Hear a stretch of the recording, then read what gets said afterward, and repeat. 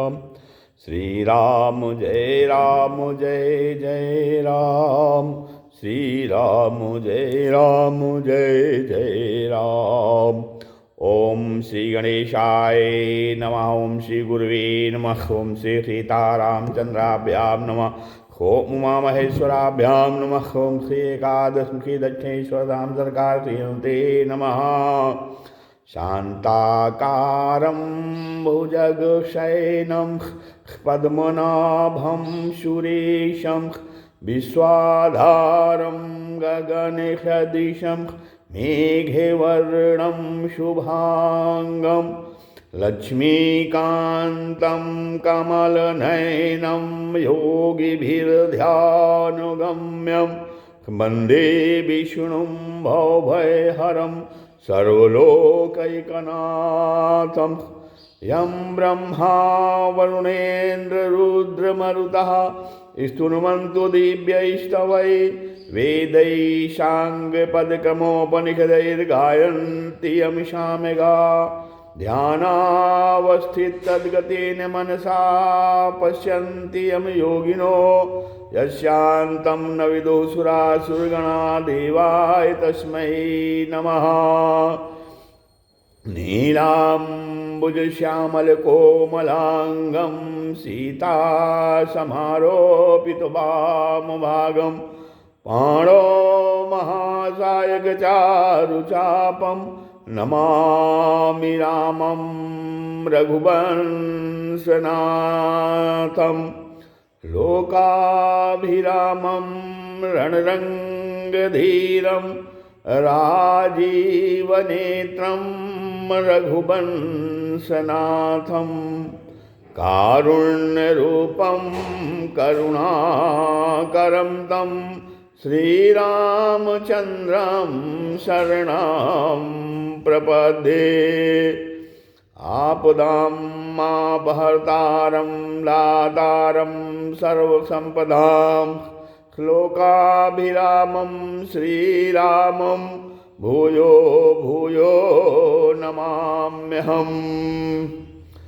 वंशी विभूषितकरान्नवनीरदाभात् पीताम्बरादरुणबिम्बफलाधरोष्ठात् पूर्णेन्दुसुन्दरमुखादरविन्दनेत्रात् कृष्णात् परं किमपि तत्त्वमहं न जाने। भवानी शङ्करो वन्दे श्रद्धाविश्वासरूपिणो याभ्यां विना न पश्यन्ति सिद्धास्वान्तस्त्वमीश्वरम्। मनोजवं मारुततुल्यवेगं जितेन्द्रियं बुद्धिमतां वरिष्ठं वातात्मजं वानरयूथमुख्यं श्रीरामदूतं शरणं प्रपद्ये। मूकं करोति वाचालं पङ्गुं लङ्घयते गिरिं यत्कृपातमहं वन्दे परमानन्दमाधवम्। गुरुर्ब्रह्मा गुरुर्विष्णु गुरुर्देवो महेश्वरः गुरु साक्षात् परब्रह्म तस्मै श्री गुरुवे नमः। अज्ञानान्धकारस्य ज्ञानाञ्जनशलाकया चक्षुरुन्मीलितं येन तस्मै श्री गुरुवे नमः। श्री राम जय राम, श्री राम जय जय राम। सत्संग क्रम में आज श्रीमद् भगवद गीता के अध्याय 12 के 8वें श्लोक से आगे जो है वो व्याख्यान कथन श्रवण किया जा रहा है। इसमें जो है इसके पहले भगवान ने दूसरे श्लोक में अध्याय 12 के सगुण उपासकों को श्रेष्ठ योगी बताया, तथा फिर उसके आगे जो है यह बात कही कि ऐसे भक्तों का मैं शीघ्र उद्धार करता हूँ। इसलिए अब भगवान अर्जुन को ऐसा श्रेष्ठ योगी बनने के लिए पहले जो है समर्पण योग रूप साधन का वर्णन किया, और फिर उसके बाद जो है अभ्यास योग, भगवदर्थ कर्म और सर्व कर्म फल त्याग, इन साधनों का वर्णन किया। अब जो है अब आगे जो है भगवान जो है भगवदर्थ कर्म और सर्व कर्म फल त्याग रूप साधनों का वर्णन आगे कर रहे हैं। कहते हैं भगवान कि मय्येव मन आधस्वा, मय्येव मन आधस्वा मयि बुद्धिं निवेशय निवसिष्यसि मय्येव अति ऊर्ध्वं न संशयः। भगवान कहते हैं अर्जुन, तुम मेरे में मन को अपने मन को मेरे में लगा और मेरे में ही अपनी बुद्धि को लगा, अर्थात मन बुद्धि को मयि मन आधस्त मयि बुद्धि निवेश, अर्थात मेरे में ही मुझ में ही अपने मन को लगाओ और मुझ में ही अपनी बुद्धि को लगाओ। तो इससे क्या होगा, निविशस्य मय्येव अतोर्ध्वं न संशयः। तब जब आप तुम मन बुद्धि मेरे में लगा दोगे तो इसके बाद तुम मेरे में ही निवास करोगे, इसमें कोई संशय नहीं है। मय्येव मनाधस मयि बुद्धिम निवेश है। भगवान के मत में ही पुरुष उत्तम योग वेत्ता है, जिनको जो है भगवान के साथ अपने नित्य योग का अनुभव हो गया है। तो सभी साधकों को उत्तम योग वेत्ता बनाने के उद्देश्य से भगवान अर्जुन को निमित्त बनाकर फिर यह आज्ञा देते हैं कि मुझ परमेश्वर को ही जो है वो परम श्रेष्ठ और परम प्रापणी मानकर बुद्धि को मेरे में लगा दो, और मेरे को ही अपना परम प्रीतम मानकर मन को जो है मेरे में लगा दो। मतलब मन और बुद्धि को भगवान कहते हैं मुझ में लगाओ।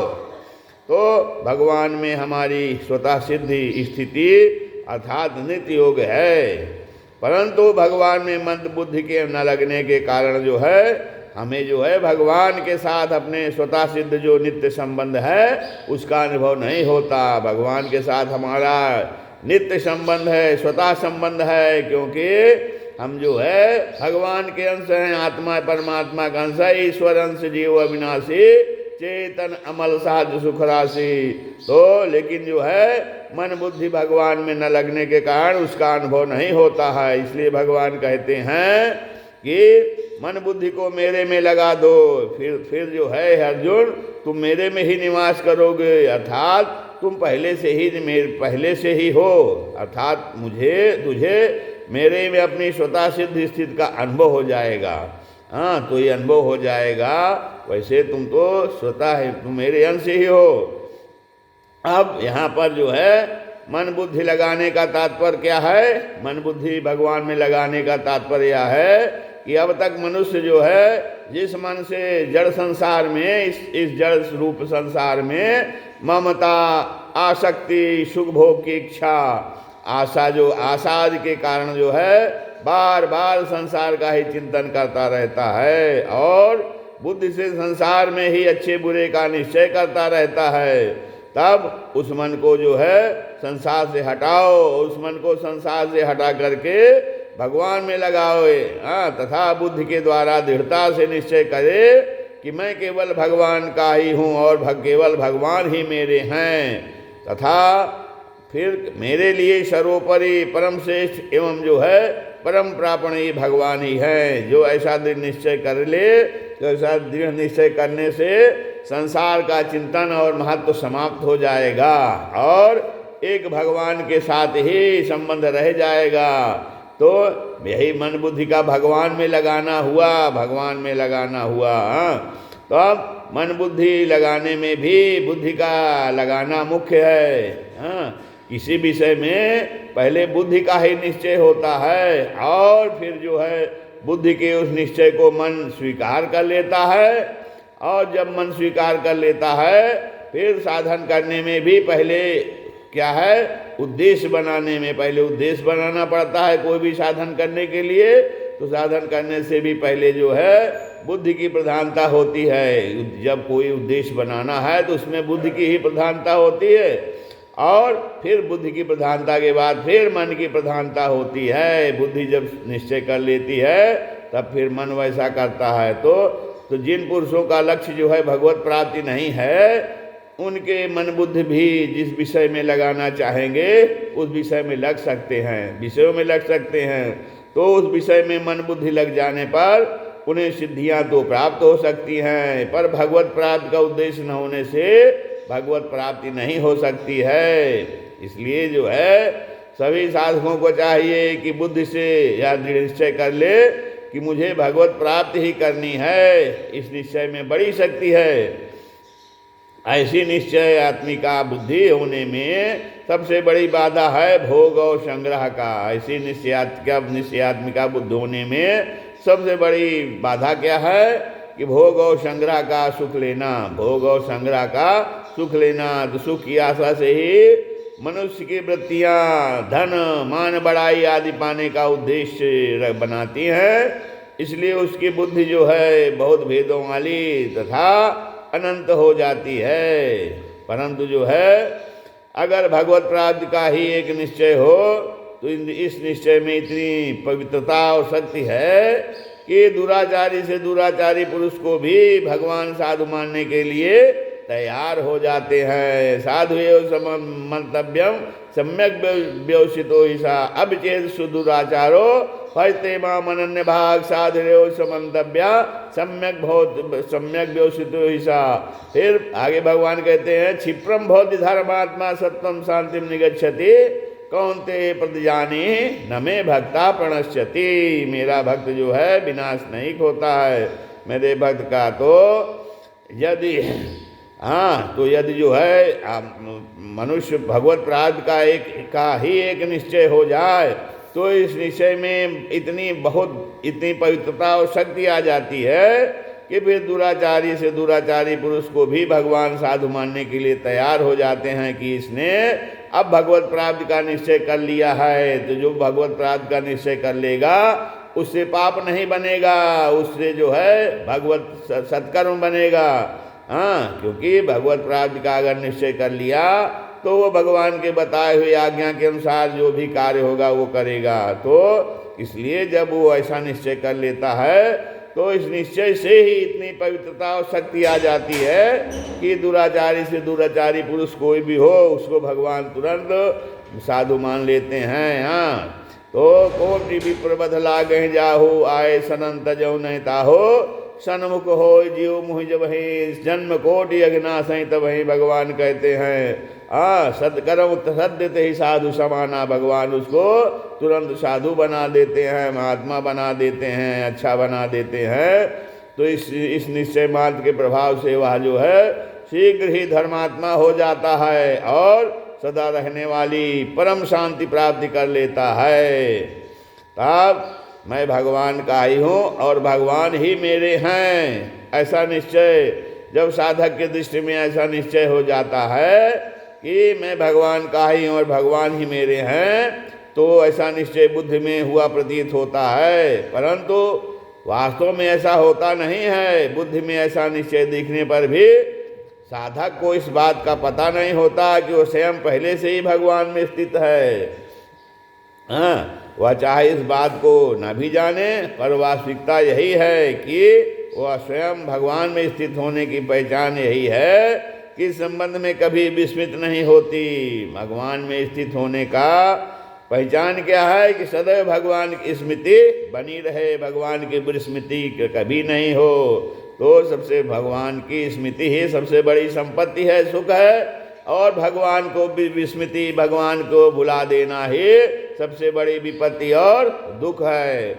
तब अगर यह केवल बुद्धि की बात हो तो भूली भी जा सकती है, पर जो है मैंपन की बात को साधक कभी नहीं भूलता। जैसे मैं विवाहित हूँ या मैंपन का निश्चय है, बुद्धि का नहीं।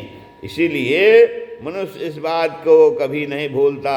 अगर कोई यह निश्चय कर ले कि मैं अमुक गुरु का शिष्य हूँ, तो इस संबंध के लिए कोई अभ्यास न करने पर भी यह निश्चय उसके भीतर अटल रहता है, बैठ जाता है। स्मित में तो स्मित रहती ही है, विस्मित में भी संबंध की स्मित का भाव नहीं होता, क्योंकि संबंध का निश्चय मैंपन में है। इस प्रकार जो है संसार में जो माना हुआ संबंध भी जब स्मृति और विस्मृति दोनों अवस्थाओं में अटल रहता है, तब भगवान के साथ जो सदा से ही नित्य संबंध है उसकी विस्मृति कैसे हो सकती है। इसलिए जो है मैं भगवान का ही हूँ और भगवान ही मेरे हैं। इस प्रकार मैंपन अर्थात स्वयं के भगवान में लग जाने से मन बुद्धि भी स्वतः भगवान में लग जाते हैं। तो अब मन बुद्धि में अंतःकरण चतुष्टय का अंतर्भाव है। मन बुद्धि चित्त अहंकार, मन बुद्धि में अंतःकरण चतुष्टय का अंतर्भाव है। अब मन के अंतर्गत चित्त का और बुद्धि के अंतर्गत अहंकार का अंतर्भाव है। मन के अंतर्गत चित्त का और बुद्धि के अंतर्गत अहंकार का अंतर्भाव है। मन बुद्धि भगवान में लगने से अहंकार का आधार स्वयं भगवान में लग जाएगा।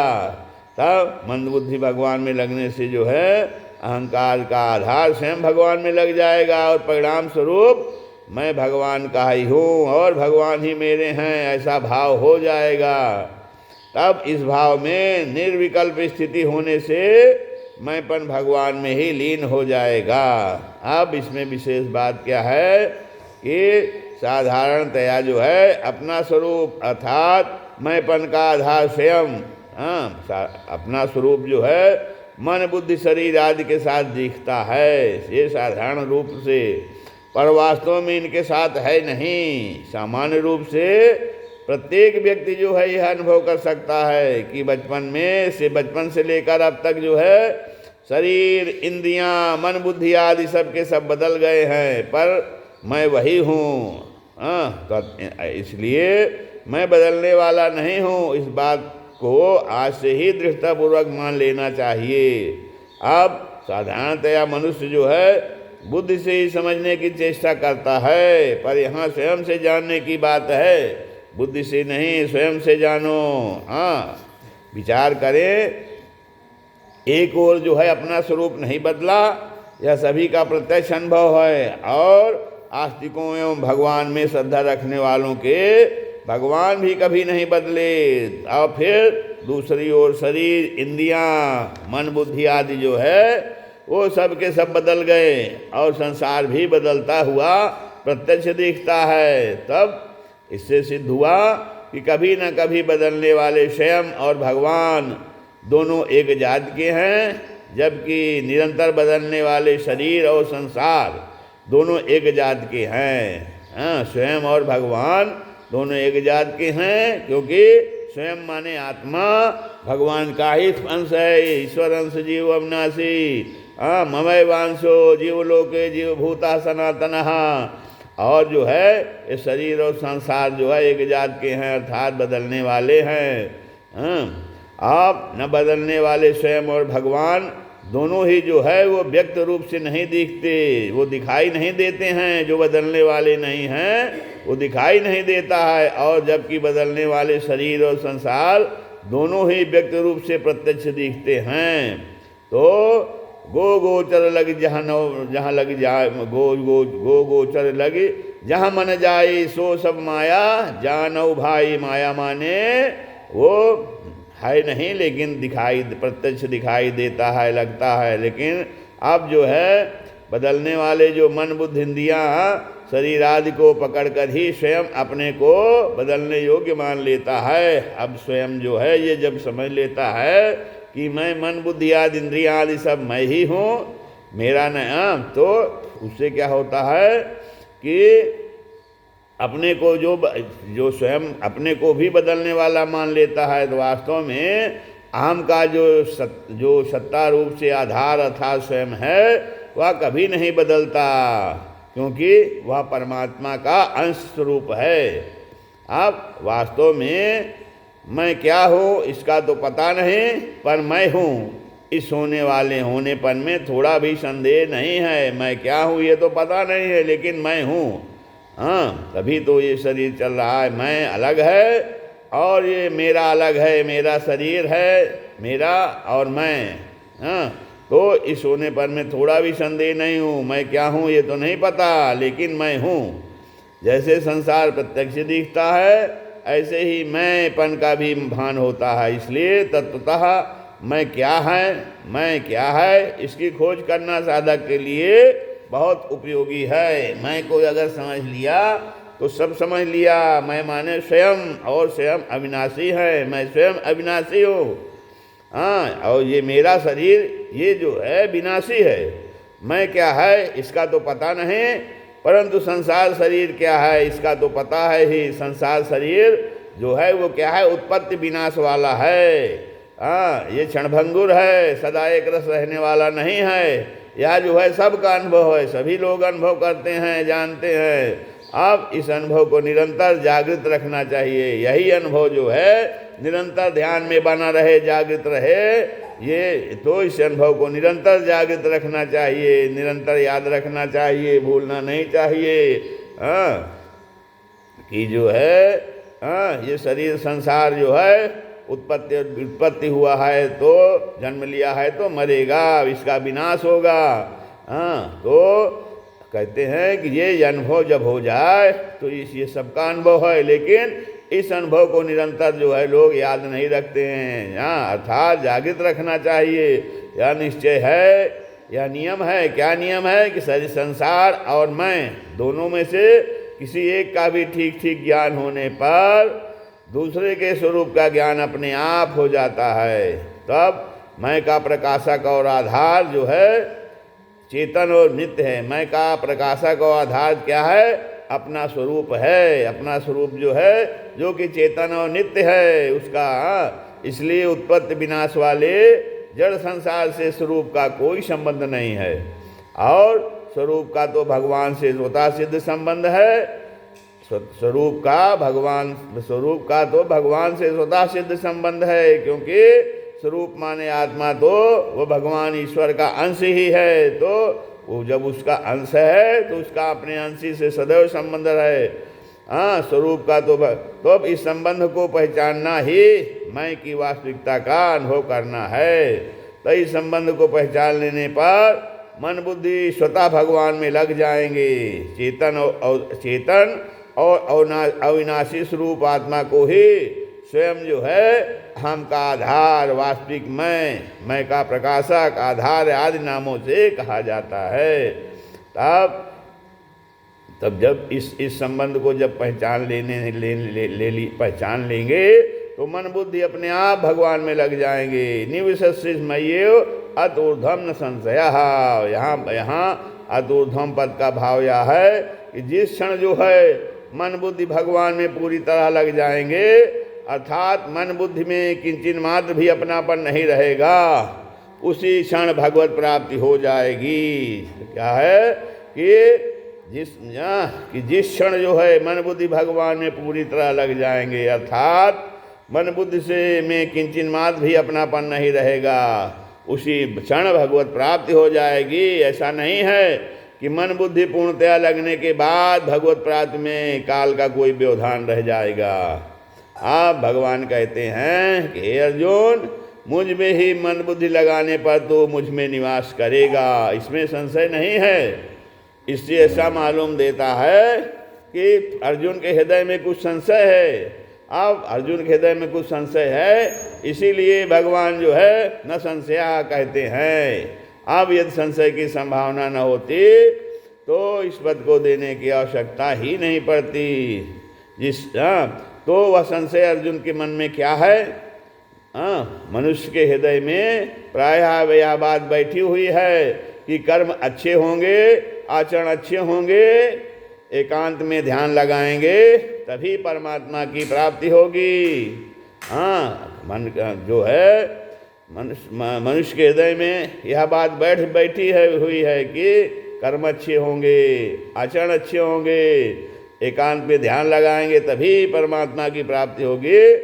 और यदि इस प्रकार साधन नहीं कर पाए तो परमात्मा प्राप्ति संभव है। अब ये भ्रम है, तो इस भ्रम को दूर करने के लिए भगवान कहते हैं कि मेरी प्राप्ति का उद्देश्य रखकर जो है मन बुद्धि को मेरे में लगाना जितना कीमती है, ये वे सब साधन मिलकर भी उतने कीमती नहीं हो सकते। इसलिए मन बुद्धि को मेरे में लगाने से निश्चय ही मेरी प्राप्ति होगी, इसमें कोई संशय नहीं है। मैं ये अर्पित मनोबुद्धिर माँ में वैश्य संशय असंशयम।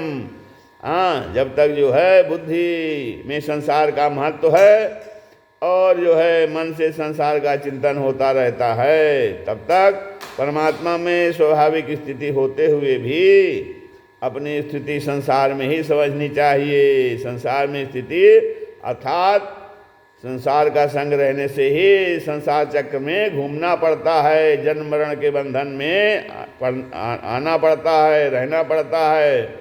आप इस प्रकार से अर्जुन का संशय दूर करते हुए भगवान कहते हैं कि तू यह चिंता मत कर कि मेरे में मन बुद्धि सर्वथा लग जाने पर तेरी स्थिति कहाँ होगी। हाँ, कहते हैं भगवान कि जिस क्षण तेरे मन में एकमात्र मेरे में सर्वथा तेरे मन बुद्धि एकमात्र मेरे में सर्वथा लग जाएंगे, उसी क्षण तू मेरे में ही निवास करेगा। हाँ, अब मन बुद्धि भगवान में लगाने के सिवाय साधक के लिए और कोई कर्तव्य नहीं है। मन भगवान में लगाने से संसार का चिंतन नहीं होगा और बुद्धि भगवान में लगाने से साधक संसार के अभाव से रहित हो जाएगा।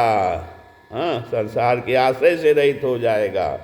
हाँ, कहते हैं कि मन भगवान में लगाने लग जाएगा तो संसार का चिंतन छूट जाएगा और बुद्धि भगवान में लग जाने से साधक का संसार के आश्रय से रहित हो जाएगा। संसार का उसको सहारा नहीं रहेगा, नहीं मानेगा। आप संसार का किसी प्रकार का चिंतन और आश्रय न रहने से भगवान का ही चिंतन और भगवान का ही आश्रय होगा, जिससे भगवान की ही प्राप्ति होगी।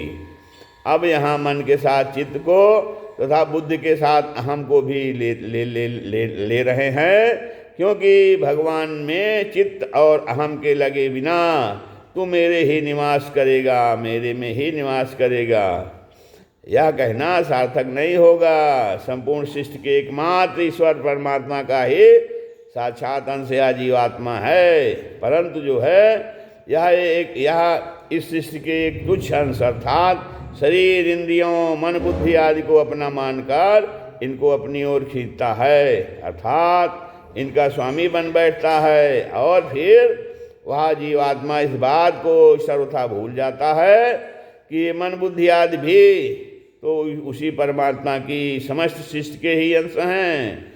हाँ, मैं उसी परमात्मा का अंश हूँ और सर्वदा उसी में स्थित हूँ। तब इसको भूल कर वह अपनी अलग सत्ता मानने लगता है। जैसे एक करोड़पति का मूर्ख पुत्र उससे अलग होकर अपनी विशाल कोठी के 1-2 कमरों में अपना अधिकार जमा कर अपनी उन्नति समझ लेता है, पर जब उसे अपनी भूल समझ में आ जाती है तब उसे करोड़पति का उत्तराधिकारी होने में कठिनाई नहीं होती। इसी लक्ष्य से भगवान कहते हैं कि जब तू उन व्यष्टि माने मन बुद्धि को मेरे अर्पण कर देगा तो स्वतः ही मेरे हैं, तो स्वतः ही मेरे हैं, क्योंकि मैं ही समस्त मन बुद्धि का स्वामी हूँ। तो स्वयं इनसे मुक्त होकर वास्तव में पहले से ही मेरा अंश और मेरे में ही स्थित होने के कारण तो निसंदेह मेरे में ही निवास करेगा।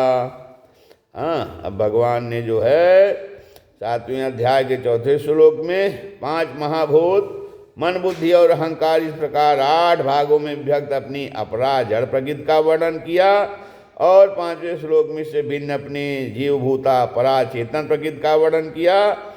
तो अब इन परा और अपरा प्रकृति, इन दोनों प्रकृतियों को भगवान ने अपनी कहा, अतः जो है इन दोनों के स्वामी भगवान हैं।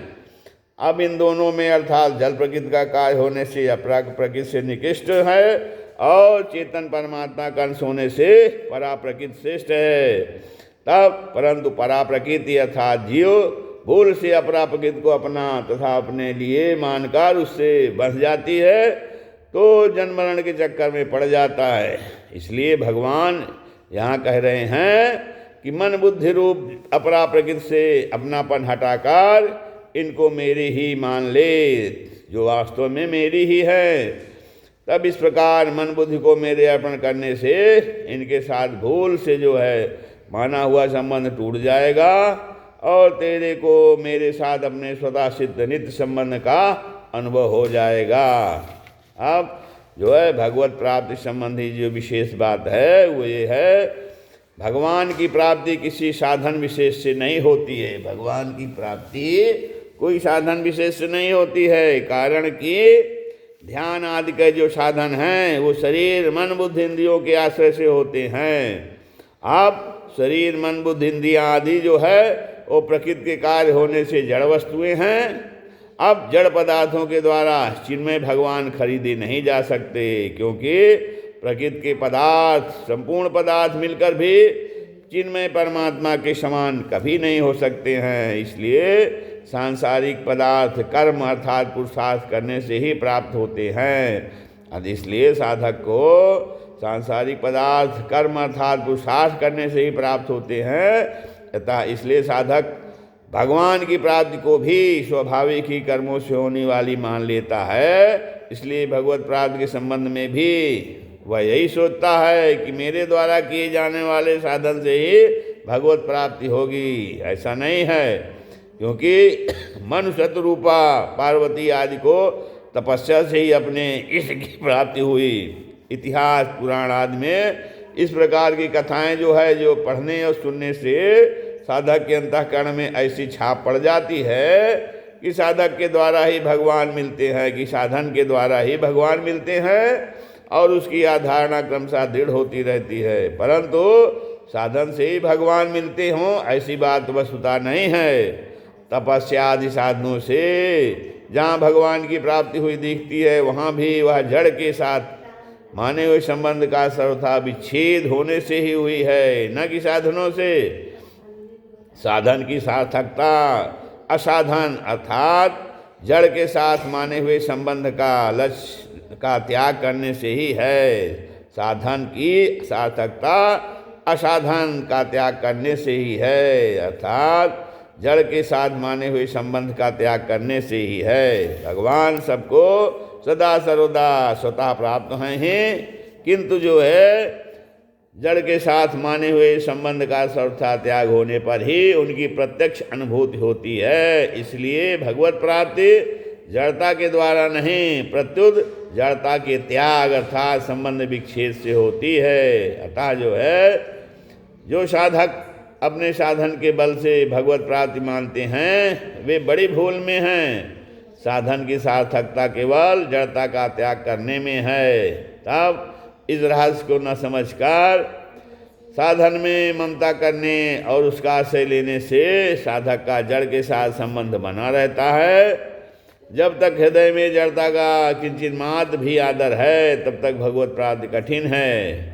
हाँ, इसलिए साधक को चाहिए कि वह साधन की सहायता से जड़ता के त्याग जड़ता के साथ सर्वथा संबंध विच्छेद कर ले। अब एकमात्र भगवत प्राप्ति के उद्देश्य से जो है किए जाने वाले साधन से जड़ता का संबंध जो है सुगमता पूर्वक छूट जाता है। तब जब मनुष्य जो है एकमात्र भगवत प्राप्ति के उद्देश्य से साधन करता है तो एकमात्र भगवत प्राप्ति के उद्देश्य से किए जाने वाले साधन से जड़ता का संबंध जो है बहुत सुगमता पूर्वक छूट जाता है। श्री राम जय जय राम। श्री राम।